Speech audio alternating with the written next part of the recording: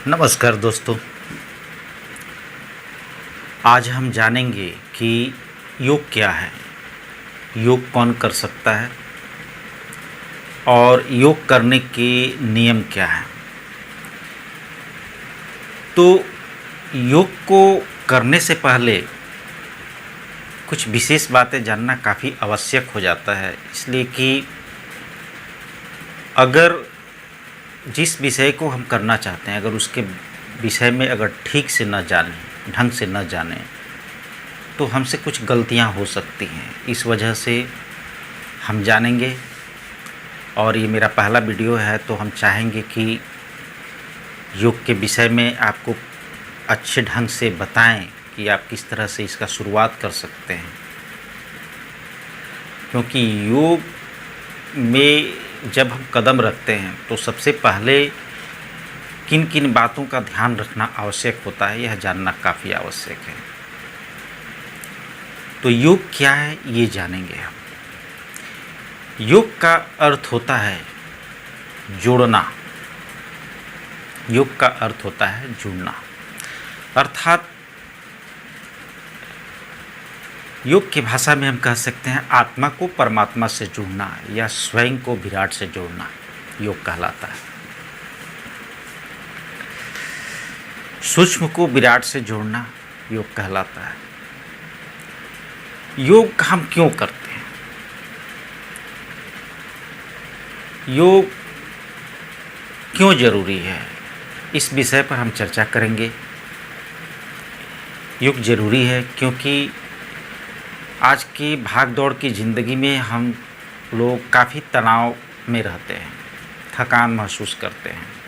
इस तनाव से मुक्ति पाने के लिए और थकान से मुक्ति पाने के लिए, अपने आप को स्वस्थ रखने के लिए योग जरूरी है।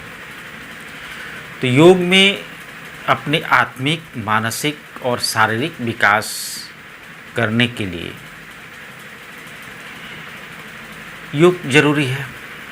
शारीरिक शक्ति को बढ़ाने के लिए, मानसिक शक्ति को बढ़ाने के लिए, आत्मिक शक्ति को बढ़ाने के लिए योग करना काफ़ी आवश्यक है। तो मन, इंद्रिय और शरीर को साथ कर एक ओर लगाना ही योग कहलाता है। मन, इंद्रिय और शरीर को साथ कर एक ओर लगाना ही योग कहलाता है। अब आप कहेंगे कि ये योग जो है कौन कर सकता है, कौन करता है। बहुत से अज्ञानता के कारण हम लोग योग को सिर्फ आसन और कुछ व्यायाम समझ बैठे हैं, जो कि ऐसा नहीं है। योग एक विज्ञान है, इससे हम आत्मज्ञान तक भी प्राप्त कर सकते हैं। यह सिर्फ आसन नहीं है, सिर्फ व्यायाम नहीं है। योग से हम काफ़ी कुछ हासिल कर सकते हैं। योग करने के लिए संत महात्मा बनने की कोई आवश्यकता नहीं है, घर परिवार छोड़ने की कोई आवश्यकता नहीं है। योग का जाति और किसी समुदाय से कोई संबंध नहीं है। योग किसी भी जाति या धर्म या संप्रदाय के लोग कर सकते हैं और अपने अंदर आत्मिक विकास कर सकते हैं, शारीरिक विकास कर सकते हैं, मानसिक विकास कर सकते हैं। पर इनको करने से पहले कुछ नियम का पालन करना काफ़ी आवश्यक होता है। किसी भी कार्य को करने से पहले उसके बारे में जानना जिस तरह से आवश्यक होता है, बिना जाने हम किसी कार्य को सही ढंग से नहीं कर सकते। उसी तरह योग है, इसको अगर हम सही ढंग से न जानें तो इसे सही ढंग से हम कर भी नहीं सकते। इसलिए पहला वीडियो योग का बनाना काफ़ी आवश्यक था कि आपको बताया जा सके कि आपको योग किस तरह से करना है। तो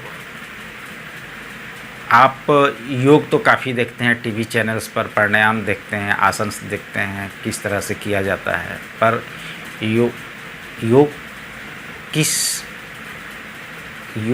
किस तरह किया जाता है और योग कौन कर सकता है, योग क्या है, योग के क्या क्या प्रभाव हमारे ऊपर पड़ते हैं, इन सब के बारे में बहुत कम आपको सुनने को मिलेगा, देखने को मिलता है।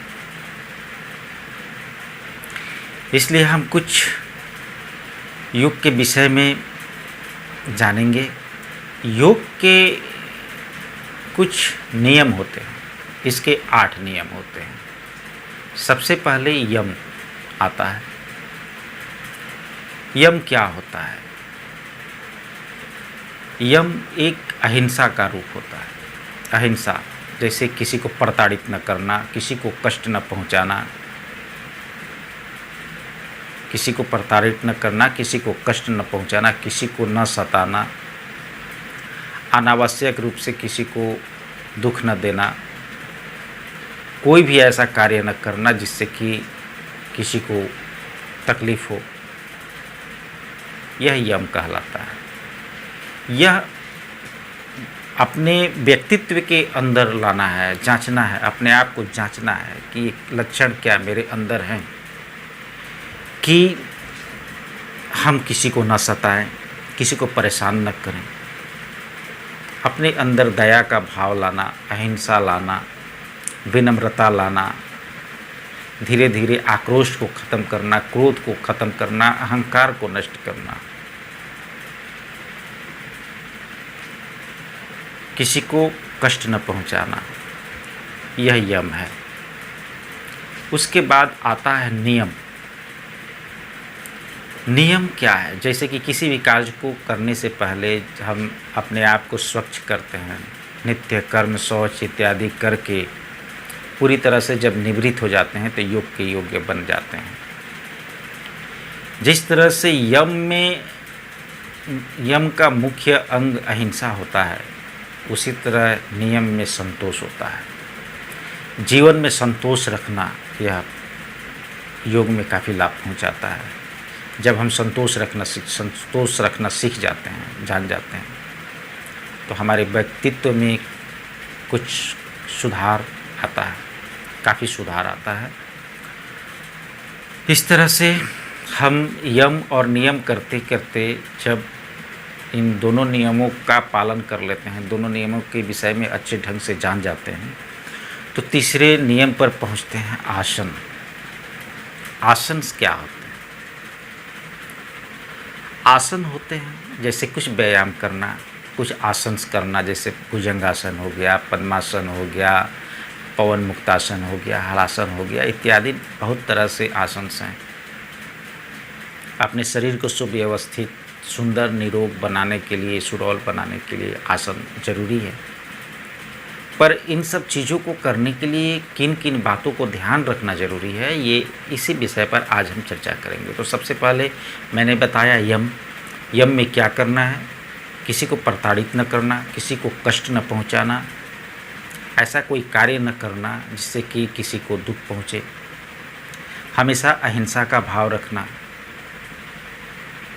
यह यम का नियम। उसके बाद नियम, जब नियम का हम पालन करते हैं तो पूरी तरह से शौच और नित्य कर्म से निवृत्त होकर, किस मन आत्मा से स्वच्छ होकर, मन में संतोष लेकर, उसके बाद हमारा तीसरा कदम जो होता है वो आसन का होता है। उसके बाद कुछ आसन करते हैं, कुछ व्यायाम करते हैं, जिससे हमारे शारीरिक विकास होती है। 3 नंबर पर आता है प्राणायाम। तो यह प्राणायाम जो है बहुत ज़रूरी चीज़ है। प्राणायाम किसे कहते हैं? प्राणायाम क्या है? प्राणायाम क्या है?